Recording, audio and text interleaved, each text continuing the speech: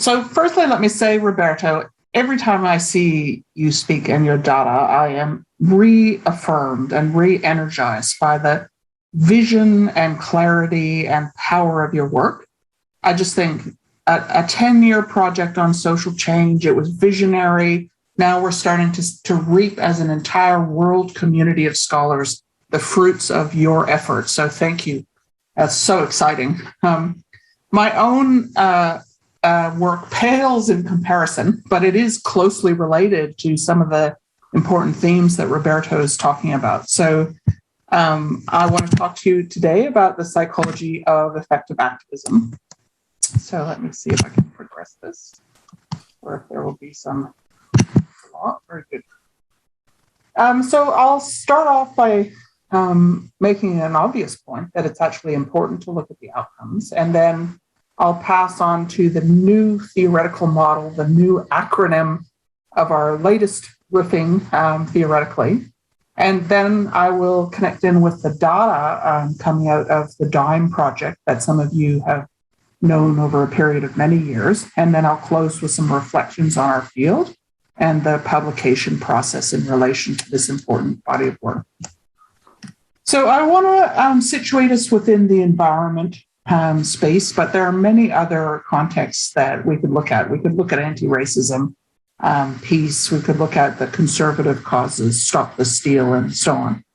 And what I want to highlight is a trajectory, a progression within activist movements, within scholars' attention, where you might first look at diagnosing a problem, like we have to stop habitat destruction or support conservation, and then for pollution, and then eventually you realize that we now know what the issue is, and there's a political challenge. So we have a problem of environmental climate change or habitat destruction, and we need people to do something about it. So for a while, people and scholars work on the information deficit model, where we have to tell people what's happening, and then we realize, no, that isn't actually the issue.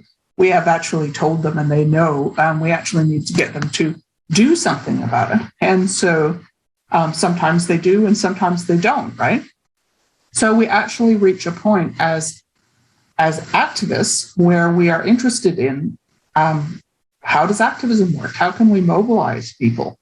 And so that is the space that I reached some 25 years ago. I started to do social psychology.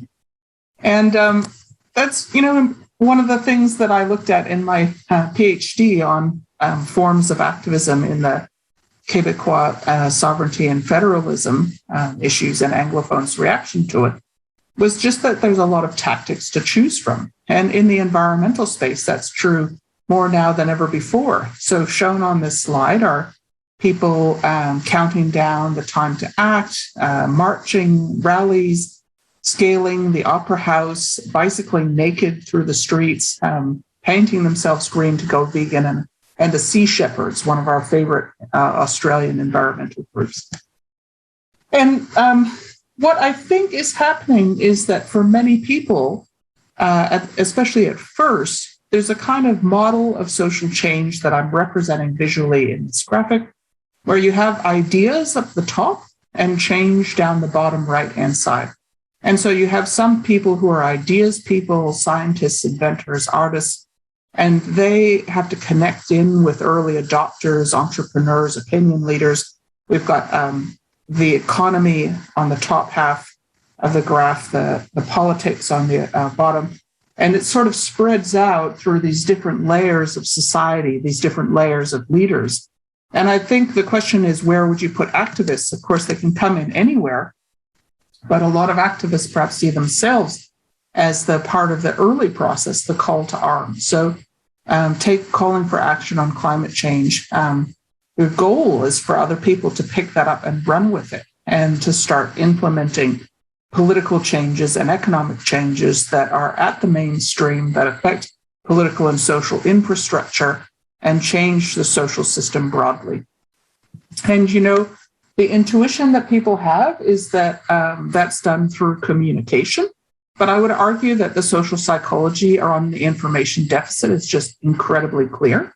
So although you might have a model that I can speak to you and you will speak to other people, that is in fact not what happens at all. And our social psychology, the social identity approach, so many others speak very powerfully to the barriers, and in particular, the idea that groups matter profoundly, and that where an activist is located within a particular political, economic, social, psychological community has a profound impact on who trusts them. And there is almost always a barrier to social change in the form of mistrust. Overcoming that barrier and forming connections across groups is a central challenge. And so we can then ask the question, and I did start to ask the question, are there ever backlash effects from activism? And of course, you know the answer, yes, there are. Many activist messages and actions seem to not only fail to achieve the goals provided, but actually provoke a backlash. So they may highlight a negative norm that actually increases the problem behavior. They may polarize opponents by making salient conflicting identities and increasing their adherence to oppositional norms. They can credential opponents by attacking them. That can reinforce the strength of the leader's support in the rally to the flag effect. And they can delegitimize agents of change and allies within the opponent group. I would argue that's a common dynamic, where activists might attack moderates within the other group as not good enough, thus causing them to lose credibility, if in effect from both sides at once.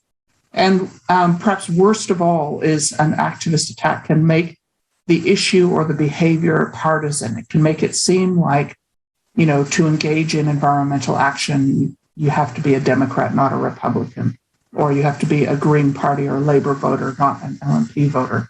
And that, I think, can slow the pace of social change and reverse the pace of social change, as we've seen here in Australia. And just to take you back a few years, into 2014, there was this really wonderful analysis in the Huffington Post on environmental activism. And I'm just going to ask you to indulge me and just read a few lines with me, right? So Michael Brune, the executive director of the Sierra Club, one of the largest environmental organizations in the US, was blunt in his assessment of the election. He said, in some ways, the election was a success. It elevated the issue of climate change. A number of candidates changed the way they talked about the issue. But when it comes to electing pro-environmental candidates, Brune said, it's been a miserable fucking failure.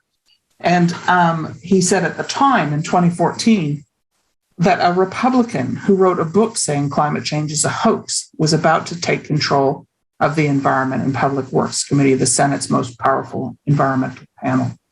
And continuing to elaborate this theme in the same piece in the Huffington Post, environmental groups say they're not going to turn down the heat on politicians. Tuesday was not a referendum on the climate, said the president of the Environmental Defense Action Fund, the Sierra Club's political arm.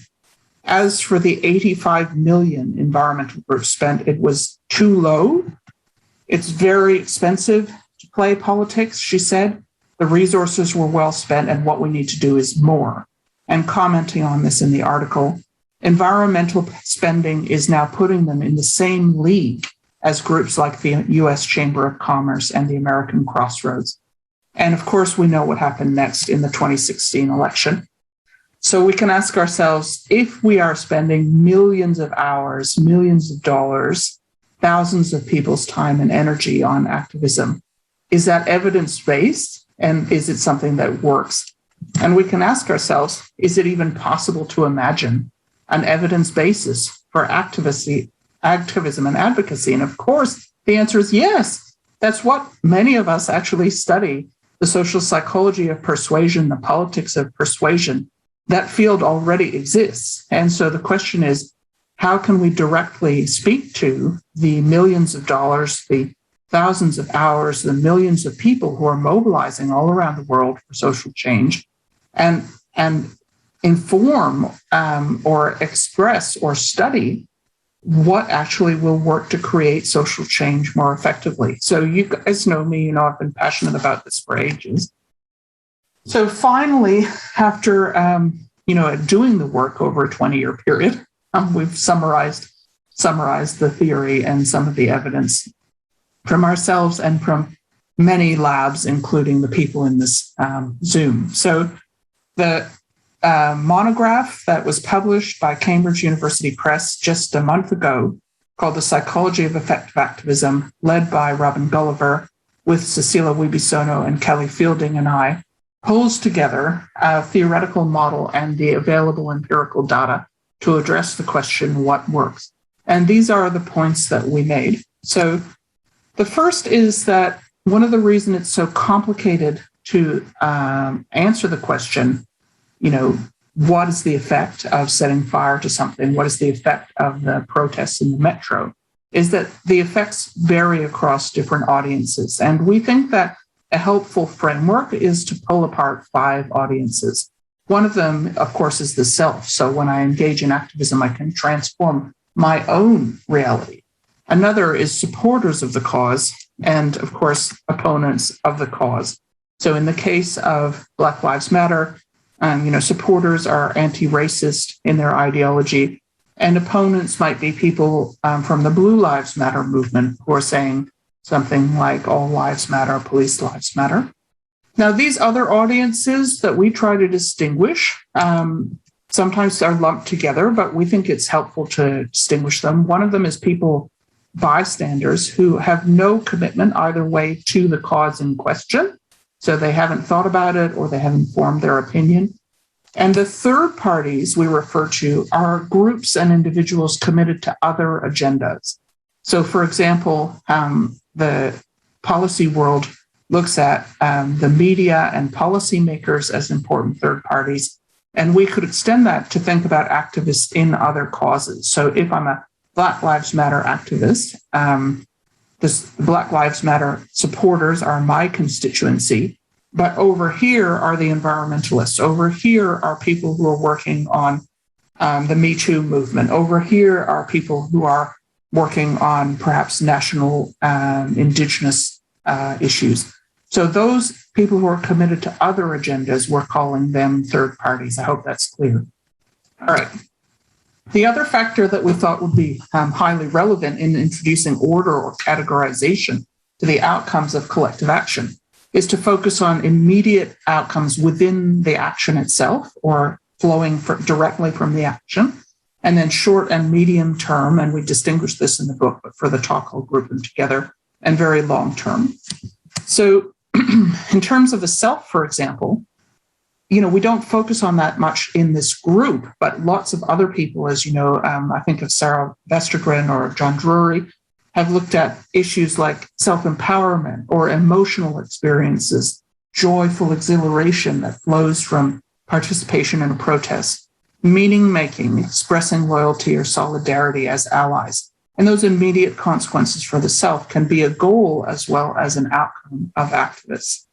In the short and medium term, we also know from the work of many people, including Roberto's just today, that activists form friendships and they change their perceptions of self-efficacy. They change their consciousness. They become aware of new issues. And it can affect both positively and negatively their security, their resources, and their status. And in the medium term, we can also raise the question of how they sustain their action over time, if that's an outcome of participation or if erosion of their commitment is an outcome.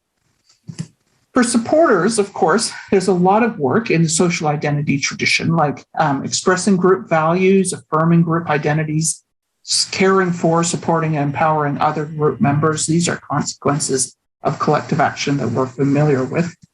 And in the medium and short term, we also think that there's at least a theoretical body that's well developed and to some extent literature supporting looking at the flow-on effects of collective action to generating intentions among the broader supporter constituency. How Roberto highlighted how people's action in the middle of October flowed through to huge mobilization of the supporters just a week or two later. So some people's collective action can increase other supporters' actions, or they can undermine it. We can look at that. In terms of bystanders, we identified, key outcomes that are immediate are raising awareness and to some extent, under some conditions, building sympathy or not, right? Undermining sympathy. So if I see the guys march down the street for Invasion Day, I become aware of this movement, I become aware of this issue, and raising the awareness of bystanders is often a goal of collective action. And of course, over the longer term, movements would like to turn bystanders into supporters. And so what that can look like is generating actions and intentions from sympathetic bystanders that effectively lead them to join the movement and become an in-group member. But these bystanders also could be excited or introduced to other actions from the point of view of other agendas. And so we use the term coalition building in this monograph to refer to the goal of recruiting people who have other agendas and motives, not necessarily always even support for your cause, but other goals, like it could be mutual opposition to a third group or a desire to undermine the power of your opponents. And we also are interested in bystanders in relation to the opposite, which is counter-mobilization. So the collective action of some supporters can lead to the counter-mobilization of bystanders when the action is alienating or polarizing. And so very similarly, third parties are targeted by collective action to raise awareness and build sympathy. But also we highlight here, and we discuss in some detail in the book, the idea of creating cross-cutting identities that will divide or connect with some elements of the third parties and form a broader coalition. And the mobilization of third parties, including in growing a coalition and avoiding counter-mobilization, is something that we consider in the monograph. And of course, with regards to opponents, in a way, the collective action literature, like much of the broader group's literature, has rightly been criticized for its overly dyadic approach, which tends to focus on the oppositionality of in-group and out-group. Of course, that is a reality. It should be studied. But there are so many other types of relationships, aren't there? And so one aspect of what you're doing with an opponent could be to reject their values and affirm their opposition. But as people like Steve Wright have highlighted in his work on conversion as opposed to confrontation as a goal of collective action, there are so many other ways to approach them. We could go all out. We could go with the escalation that our goal is to attempt to destroy or harm the outgroup. But we can also imagine and look at collective actions that are designed to appease or conciliate outgroups, or to provoke outgroups, or to divert the outgroup, or to convert the outgroups. So these kinds of additional goals, apply to opponents, and yet the literature on them is so underdeveloped compared to the literature on expressing in-group values directly. And in the long term, as so many have highlighted, including the cool special issue that most of you would have seen in BJSP by Emma Thomas and Andrew Livingston and others, the ultimate goal of system transformation or revolutionary change in the long term involves theoretically and empirically linking the psychological with the structural and macro forces. And that's really only beginning to be done at a theoretical level and on an empirical level. And that's going to be very generative and important. So we talk about our theoretical approach, through that in the monograph. But for the purposes of this talk, what I wanted to do is just kind of draw back a bit, and in the same way, that I've done in the past, kind of tell you about the next grants that we're doing. After laying out this very big picture, what we did was we chose to focus in on 7 key outcomes that we called abiaska.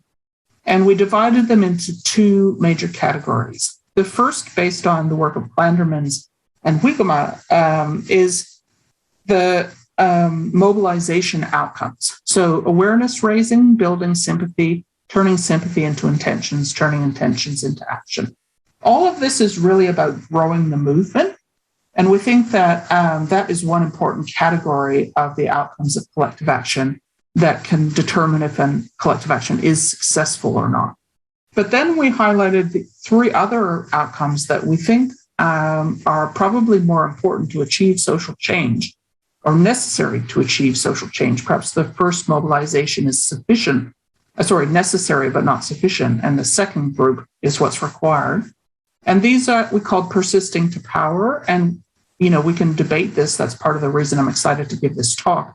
But we thought three that are critical are whether you can sustain your motivation over time, whether you can attract people to your cause who are not supporters, but who have other agendas, and whether you can avoid the counter-mobilization of your opponents. So what we tried to do is lay out theoretically what we thought would be the factors that would promote each of these outcomes. And importantly, would promote these outcomes in relation to different audiences, right? So what we find when we look at those literatures is that in general, scholars have looked at particular audiences, and in some cases, the divide between psychology and other fields is really a divide about what audience you look at. So with supporters, the work of Clandermans, the work of Martijn van Zomeren, the work of me and Roberto has tended to focus on mobilizing outcomes and to a lesser extent, sustaining participation. People like John Drury have looked at the transformation of the self. I mean, others have as well, of course, but these are some of the key figures. Steve Reicher. When we look at building coalitions, overcoming repression, we're really starting to look at the literature in political science and in policy. They have a literature on policy arenas and building coalition building. And there's even, as some of you might know, a social identity model of the policy process, SIP. So that empirical literatures are not connected, integrated. Looking over at opponents, lately I've become very interested in, and many of us have, in the radicalization process. But intimately linked to that is the idea of de-radicalization. To what extent can you actually de-radicalize your own side, supporters, or opponents? And of course, people are trying to do that. And the importance of leadership, of factionalization in particular, is, I think, really stark in this area. And the literature on bystanders that I'm aware of comes a lot from the public opinion and framing, which is often done in sociology and in political science as well. So I think drawing that together in an empirical line of work that looks at the different outcomes of collective action is going to be a lot more fruitful and generative than some of the work that we've been doing up till now. So we can start to look at these behaviors and say, not are they effective, but how are they effective for what audiences? And we can start to see, of course, these guys over here with their, naked bike ride, I am sure they are most effective at raising awareness. I'm not sure that they do sympathy. I'm not sure that they do intentions. I'm not sure that they do action. I don't think they do coalitions. I'm not sure they speak to counter-mobilization. But what they do is they do raising awareness. So that's what they're probably about. And same here, right? What are these people painting themselves green doing? Well, they're raising awareness. Are they building sympathy? Are they generating intentions or actions or sustaining commitment or counter-mobilization or coalitions? I don't think so. And what is Sea Shepherd doing? Well, they're targeting opponents. Are they successfully stopping them from acting? Yes, in some cases they are. Are they perhaps provoking counter-mobilization? Demonstrably, when we look at the repressive measures that have been introduced. So I believe that this kind of framework, an abiaska approach, is going to make it easy to systematize, to compare, to determine not whether an action is effective, but how it's effective for different audiences for different outcomes. Because many of the factors that raise awareness will not translate into sympathy. We know as psychologists, the factors that generate sympathy will not translate into intentions. Creating intentions does not guarantee action. And creating action doesn't guarantee it's sustained over time. So these outcomes need to be distinguished. And then we'll be able to see what flows through to social change and whether some factors actually will undermine, so that if I raise awareness more successfully, I may be doing it in a way that actually is creating lower sympathy, lower intentions. And so we've started to do that in the lab, but I also want to highlight the enormous amount of work that hasn't been done. So, if you are interested in this, I'm happy to send you a PDF of the monograph. But, I know that most of you would know that literature yourselves, and I just want to point out what we don't know. So we know so much about supporters and intentions compared to anything else in the mobilization. We actually haven't looked carefully at how intentions turn into action in our social psychology of collective action. It's our social psychology of collective action intentions, isn't it? For the most part. And new data like what Roberto has, which looks at self-reported behavior as well as intentions over time, can speak to this vital question, which is when and when not do intentions flow through to action. We also need much more, as Alex was saying, on leadership, on factionalism, and on innovation in this space. We need to look at commitment over time, which is not a guaranteed. So common, the volatility of collective action for something to peak and crash. That is the rhythm of collective action, is not sustained over time usually. It rises and falls. Why do we have no theory of this? It's upsetting. It's fascinating. And then with regard to bystanders and opponents, I would argue we know quite a bit about raising awareness, and we know a lot about backlash effects and polarization. Some of those other literatures, really sparse. So the literature on radicalization is growing. We've seen small group studies like what Emma's done. Can you tell me even one study which has looked at small group discussions of de-radicalization? I know of none. So that kind of very important socially and applied significant DV, the de-radicalization and demobilization of opponents. I'm just not aware that we're studying it, and that's a significant gap in the literature. Okay.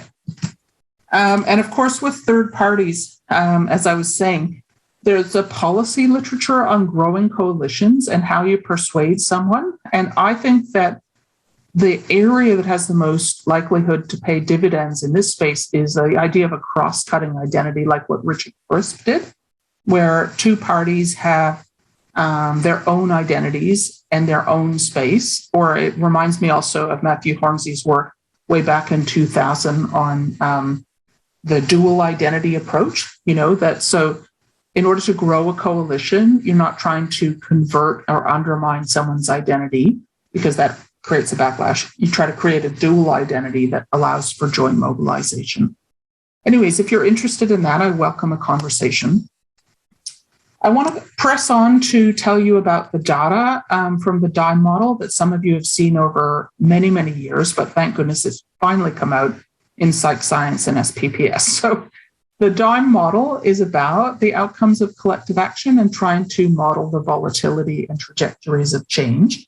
And it comes from the English language word expressions to stop on a dime and to turn on a dime, which both mean a rapid change of pace and direction.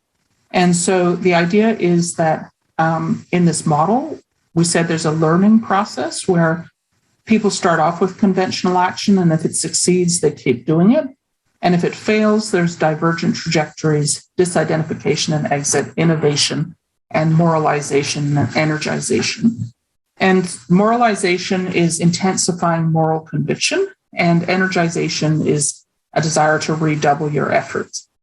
Innovation is a change of tactics, which we link to both radicalization and de-radicalization, because it's very common for people to feel like conventional action isn't working and then take up radical tactics. And then it's also common to feel like radical action isn't working either because social change is hard, and therefore people will abandon radical tactics and go back to conventional.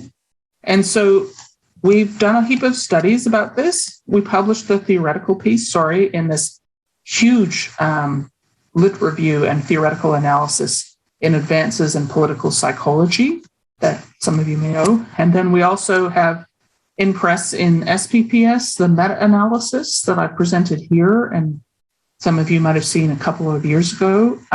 And that work basically looking across experimental studies with supporters of a particular cause, so focusing in on supporters. What we found is that when supporters are asked to reflect on or exposed to scenarios of the failure of their own group, of course, that does increase the disidentification and likelihood of walking away from a movement. But we also find in contradiction to this that it increases the sense that people need to redouble their efforts. Sorry about that. And importantly for our work, we found that there was an effect such that failure is associated with radicalization. The perception that a particular tactic has failed increases radical intentions. Unexpectedly, but from a theoretical perspective in social identity, quite intuitively, we also found when people are exposed to conventional action compared to radical, they have less disidentification and lower support for radical action. And this links into work by Martin Zal and others. So radical action in and of itself can be alienating. That's not surprising when we think of radical action in terms of group norms. And then we did propose an interaction, and we found some evidence of that, but it tends to be really heterogeneous across studies. And I won't say more about that now, although I'm happy to in the questions or one-on-one later. That previous work is looking at the item level analysis, the conventional way of studying collective action using regression. But as Roberto highlighted, there's a new, better way, which is latent class analysis. And when the samples are big enough, what you find is that different groups of people are doing different actions. And that's implicit in the regression-based results I just showed you. Disidentification and energization are opposite effects.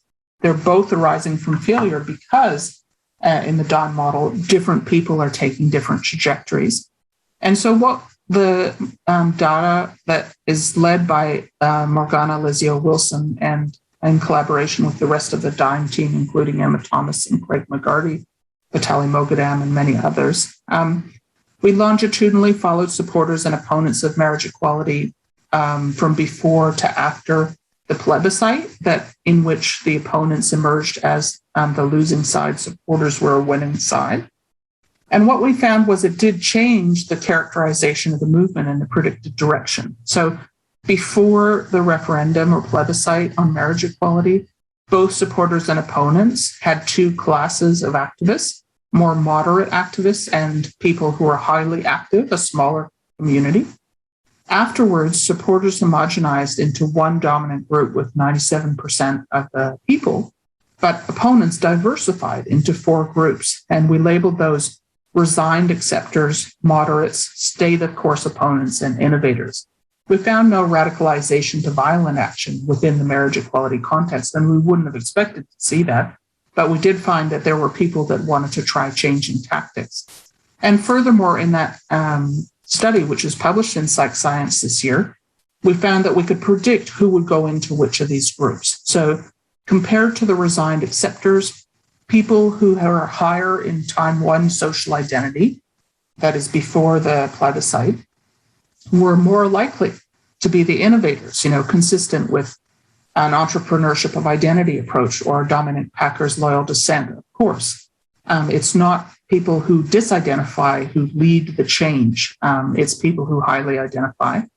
And people who were moderate compared to resigned acceptors, that is, who stayed active, also had higher social identity. Increased belief in efficacy of the movement at time one also spurs innovation. So we could talk more about that. And anger is associated with all of the other profiles. Compared to resigned acceptors, people who are innovative, moderate, stay the course, they all had higher anger. And of course, that's intuitive, but we could talk about that.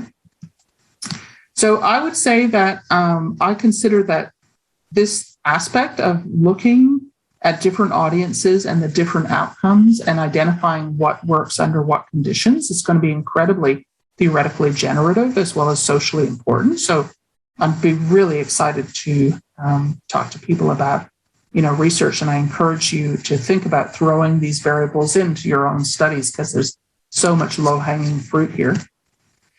But I also want to briefly touch base in the final minutes of the talk with the idea that the publication process is really, unsatisfying.